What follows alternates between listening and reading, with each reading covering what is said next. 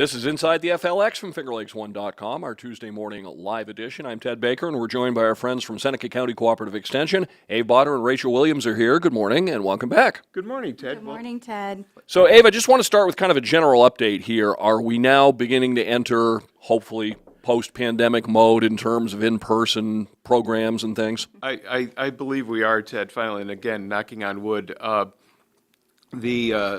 We've learned a lot from the pandemic, and I think part of that is that while we are all happy to be returning to in-person things, we're going to oftentimes still be using hybrid. We've expanded our audiences a lot by using Zoom and other virtual media, and so that's always going to be, I think, now a part going out. But boy, we are really happy to be back in planning food preservation workshops and 4-H activities and all sorts of things. It's going to be nice to be back out. Well, and I've said a few times, your agency was one of the first to really figure out that things were going to change and jump onto that online scene in cooperation with some other folks. I know Livingston County, you got together and came up with that portal with information. And like you said, with Zoom or any sort of online platform, you not only expand your audience, but you expand the resources available to you. You can bring in a speaker from halfway across the country that wouldn't come here in person. That is absolutely true.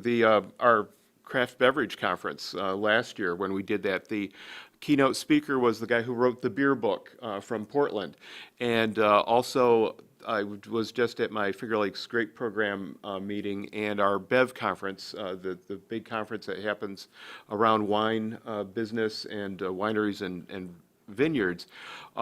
They had experts from Germany and people from California, and so it really has expanded not just our reach, but our resources, as you said. One other thing, it wasn't on our list to talk about, but we've talked to you a little bit, and we also talked to Chris Lejeski from Montezuma about this avian flu. Is there any update on the spread of it? Or I know it had gotten a little bit into New York, I think, but not a lot. I'll let Rachel, because you've got some 4-H stuff that you Yeah, we do have identified cases in Seneca County and in Wayne County.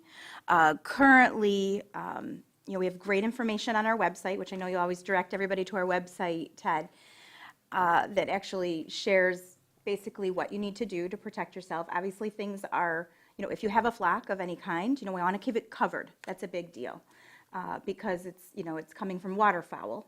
So, obviously, we're very fortunate to be here in the lakes, but that's something that we're, highly exposed to. So there have been some cases in Monroe County and other portions of the state. So it's here in New York State. Currently, all shows and things like that are shut down. That's going to be reviewed again in June, determine if we'll be seeing any birds at county fairs and state fairs, etc.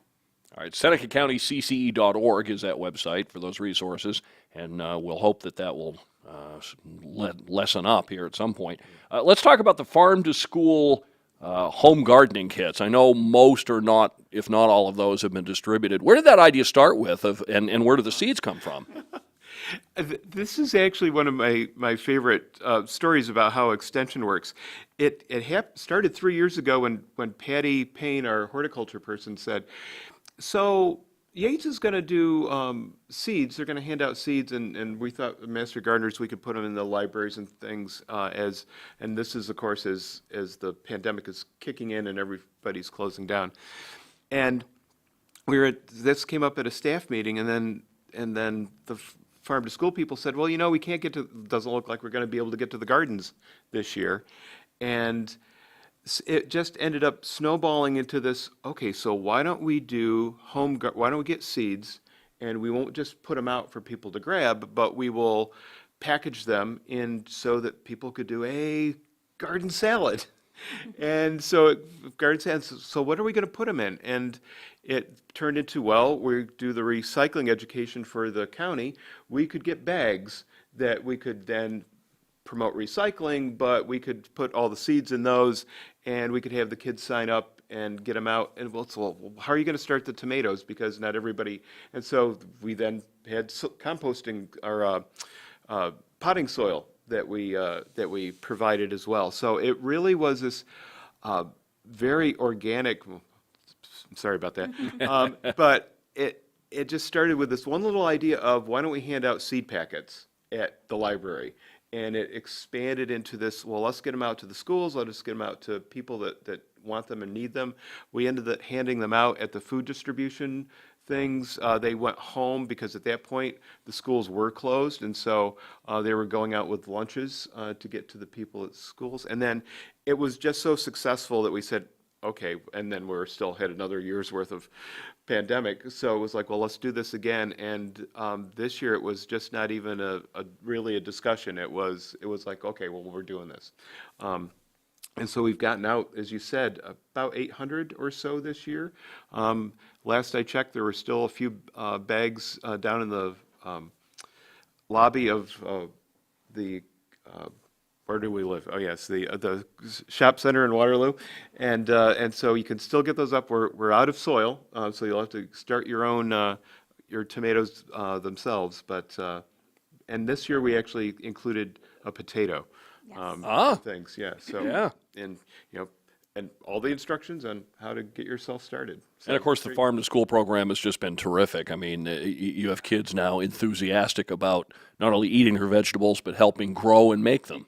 That is absolutely true, and I'll let Candace and Mo really talk about that. But it is one of those things that it really takes a while to build the momentum. We are now constantly in the classrooms, and really that's what you want to get to, and we are finally to that point where everybody understands what we're trying to do. And then, like you said, the kids are excited about growing it. They're going home with recipes saying, hey, we should do this. It's really just a great program. And I got to thank Ag and Markets for the state for giving us that grant and for continuing to realize that you just can't give a 2-year grant and then walk away and that everything's going to be fine. It has really taken the 6 years we've been doing this with that support to finally get it into everybody's minds that this is what you do and this is important. We talked recently to the people behind the Seneca County broadband survey, and ironically, our computer blew up that day. And we had all kinds of problems with the telecast, and we never did get them back on because the time was kind of running out. And I know it's late in the game, but it's still important. The goal is to get 5% participation in this survey, because if you don't, then the powers that be start to question, well, how much is the demand really? Exactly, and so this is still an active site. Is the original deadline went by, but the group from One Seneca, which includes a variety of people interested in advancing Seneca County, with our weekly meetings, it is still available, the broadband survey, and all you need to do is go to SenecaCountyBroadband.com, and it will take you right to it. It is very simple. It's a quick speed test and then a very short survey. You'll be done no more than 10 minutes, and that's if your computer decides to glitch on you. So, And again, it's important that people sign up for this and show that the demand is there and show the people with the funding that it's worth funding that project. May 21st in Lodi, Reuse Swap Day. That's part of the Lodi Climate Smart Communities Task Force. So tell us about this task force and then what they have planned for the 21st. there's lots of exciting things going on in Lodi that I know so often people would say, really? There's exciting things happening in Lodi? I'm just passing through there on my way to all the wineries before you get to Watkins Glen or the breweries. I covered a 3-hour town board meeting one night, so I can I can testify. There's plenty going on. There's plenty going on. So the one of the things that is going on is they've formed a Climate Smart Communities Task Force, and a majority of the citizens that are on that group actually are have been trained as volunteers with Cornell for our Climate Stewards program. And so think of Master Gardeners only for climate, and that's what they do. But so one of the things that they want to do is there's obviously lots of things related to climate that have happened in Lodi, the flooding being the huge piece. And that was part of that meeting I went to, I think the February or March town meeting. Some of the residents were saying, I think it was 2018 that the flooding hit, and some of them still haven't been made whole. Yeah, I noticed you can't get to Lodi State Park because at the moment they're working on the bridge Right. that had some temporary fixes done to it, but now they're working on the larger piece. Climate Smart Communities is a great program. Basically, it encourages communities to, how do you become more resilient with everything that's happening, and how do you move forward? And so one of the things that Lodi did was to get signed up, and now they are actively working on projects that will improve resiliency around all of these topics. And one of the things that they're doing is just this really cool idea. And I think you might remember, I think the town of Geneva has done this at some point. Yeah, too. they just had one in conjunction with the city this time, I think on April 30th. Oh, okay, cool. But it's a reuse swap day. It's going to be on Saturday, May 21st, from 8 in the morning until 2 at the Lodi Fire Hall. And you can the whole point is bring things that you can you still use. They're still usable, but that you don't need anymore and somebody else might want. And so the idea is you drop stuff off, you pick stuff up. There's no charge whatsoever with it. They're actually going to have drop-off time Friday night before from 5 to 7, and then Saturday morning 8 to 10. They're not going to take any more drop-offs after 10 o'clock because you don't want somebody dropping off something at 1 and expecting that you're going to have somebody else pick it up. So those are the times. And really, it's to turn it, the idea is to really make it a community event. And so the fire department is selling hot dogs, hamburgers. We're going to have basically a sustainability information fair. So Seneca Lake Pure Waters is going to be there. We'll have recycling information and climate change information from Extension. I believe Soil and Water is going to be there. So just kind of information on how do you become more lake friendly? How do you adapt? How do you recycle? How do you compost? All of those different kinds of things. And the other thing that they're going to be doing is kicking off their flooding survey. So one of the things that the task force is doing is to say, okay, as you said, some people haven't been made whole. They're still being affected by that 2018, and then again last October we had another event. So much for the 100 years, a little bit shortened up. And so one of the things that they'll be doing is asking town residents to really fill those out. And I believe if they're doing the idea that we had, if you fill one out, you're a Lodi resident, you actually get a coupon to go across the street to the new restaurant that used to be Finger Licks, is now Johnny's. Oh. And so, it was just this great idea that, again, expanded into, well, what else we can do to really make this an event that people will enjoy.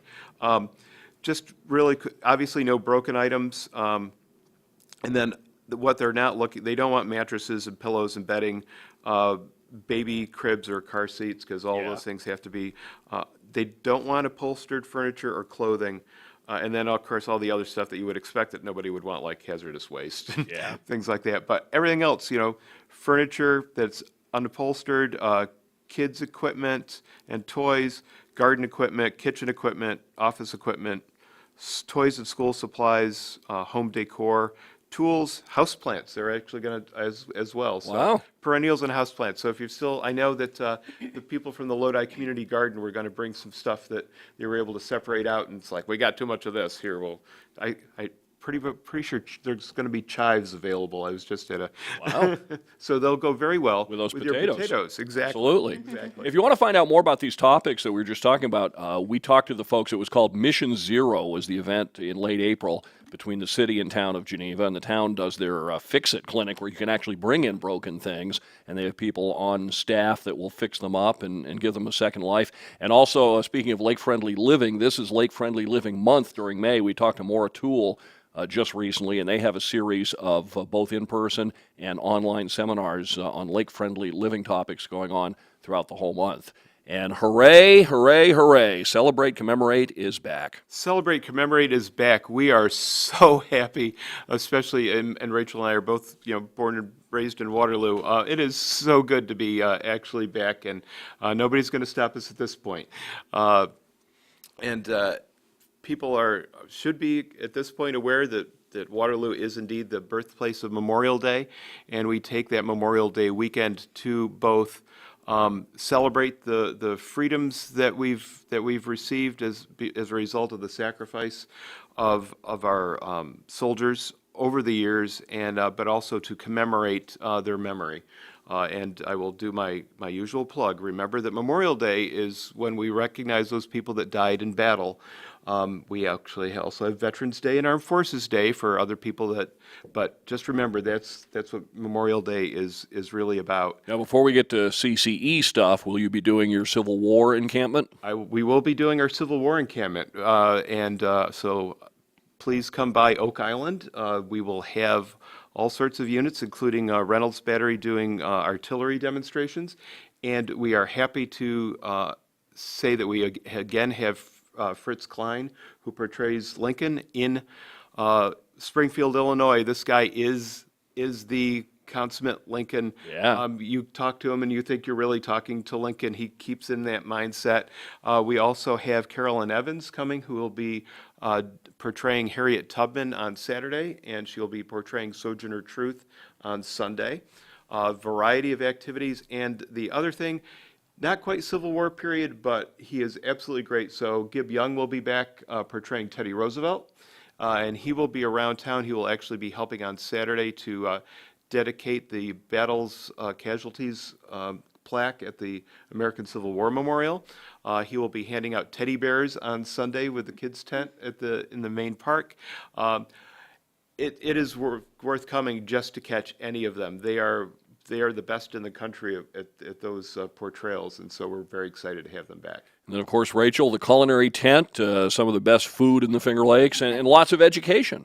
Definitely. We are so happy. And we're bigger and better than ever this year. Thank you to the committee for allowing us an extra special big tent so we can spread out and offer lots more.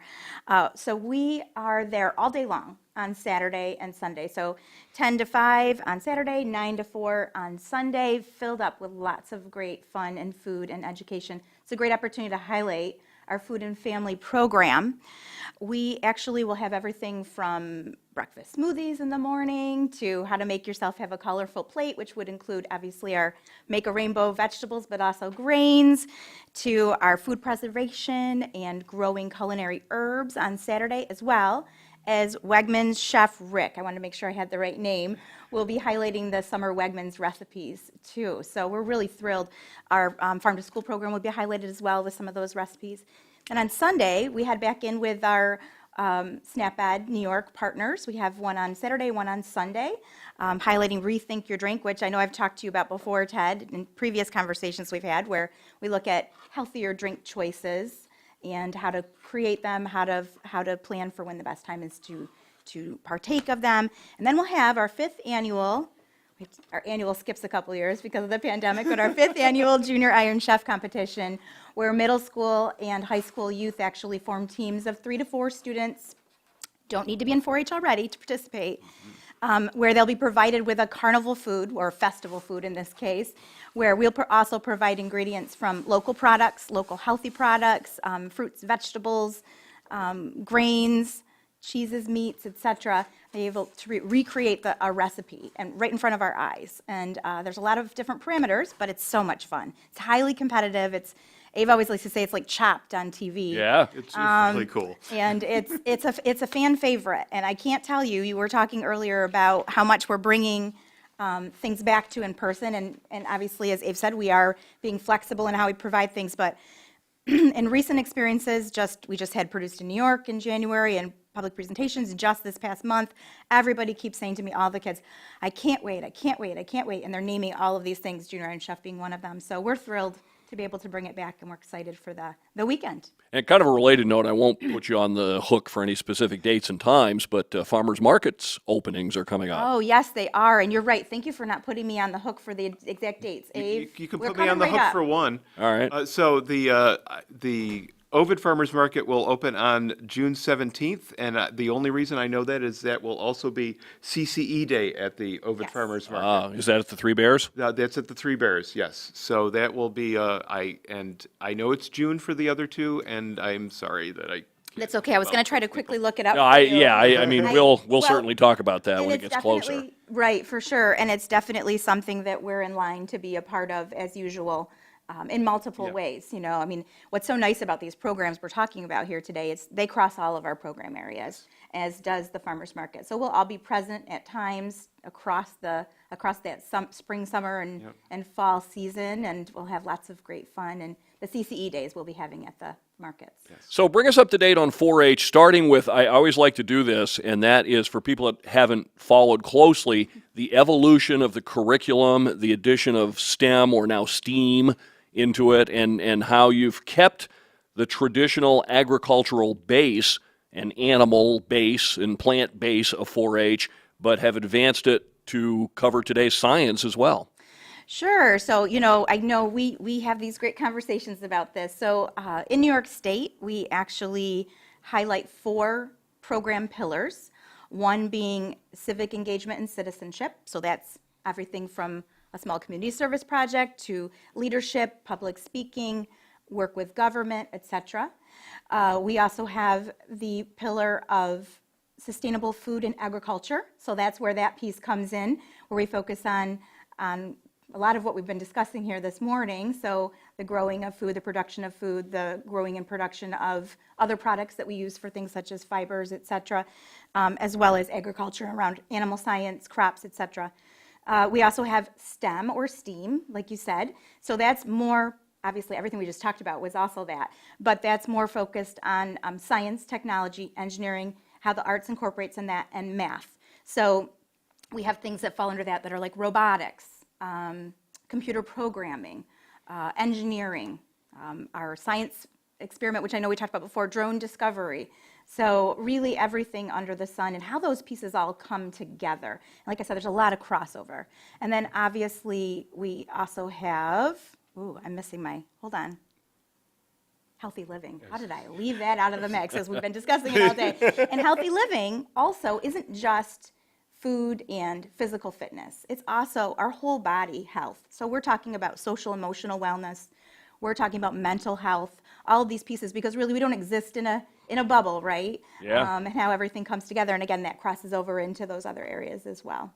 So, with the possible exception of poultry flocks, can we expect to have live animal shows at the county fair this year? Of course. And just so you know, even if we don't have poultry flocks, there's conversations in the works, because we have quite a few 4-Hers that work with poultry, Yeah. on how we will highlight poultry at our fair as far as education and activities, et cetera. So yes, definitely, all animals. We were there last year too, but it's coming back bigger again this year. So yes, we will be present at the county fair. All right, and I'll be at the demolition derby, so right nearby.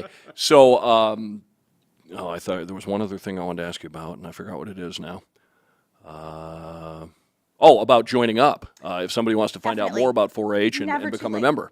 Yeah, it's never too late. Also, the information for that is right on our website. You'll see the 4-H Youth Development tab, and there's an enrollment piece right there. You can do it right online. There's ways to do it that, or contact us at the office, and we can help you out. It's never too late to be a part of 4-H. And everybody that participates in youth development programs with Cornell Cooperative Extension is part of 4-H Youth Development. So from our kids who we go to see in schools, Candace and I are there this week at Katie Stanton and over at Waterloo for after school, and we're in South Seneca every week for our after-school program. All of those pieces are 4-H. So never fear. Lots of youth are having this opportunity to participate. But if you want to have a more in-depth participation, such as involvement in the fair, our upcoming 4-H Cornell Career Exploration Trip, all of these things, public presentations, please do contact us. We'd love to have you. All right. We always talk for a half hour. I feel like we just scratched the surface. SenecaCountyCCE.org is the website, and the pilot has turned off the no self-promotion sign. Ave has a presentation to make. Right. So at our annual meeting, this past year we resurrected our old tradition of having a Friends of Extension Award. We hadn't been doing it for at least 10 years, because that's as long as I've been here, and we hadn't done it yet. And so this year, however, we really felt that we had to recognize people. We needed to get back to it because there are so many people that help us with our mission. And so, Ted, you were one of those people, and I'll make sure I put it the right way. And of course, I've got to get a white background probably for everybody to really appreciate. Okay, there we go. So finally, because we didn't necessarily, that's not going to work because it's white. Okay, so we get the red behind it. There we go. So anyway, we finally got the actual awards done. for you, and that was all a virtual meeting. And I just want to go on record of thanking you so much for all that you've done for Extension, all that you continue to do for Extension. And this award was just a small recognition of everything you've done to help us and to help the community at large. So thank you. It's a tremendous honor. Some of the other people that were named had certainly good resumes as well. But it's been one of the most fun parts of doing this is letting good people tell their stories. So you will have that opportunity as long as I have a microphone. And thank you so much. I'm honored. Thank you very much, Ted. Thank you, Ted. We're grateful for all you do. Yes. Thanks for watching. Paul Russo is our producer on Inside the FLX. Speaking of Seneca County, later on today I'll be visiting with Pastor Rob at the Ovid Food Pantry. So we'll talk a little South Seneca food distribution later on today, and more good things coming up. We have a great high school lacrosse game, Penny and Palmac boys on Thursday. Paul and Nate Sharman will have that game. Thanks for watching Inside the FLX on FingerLakes1.com.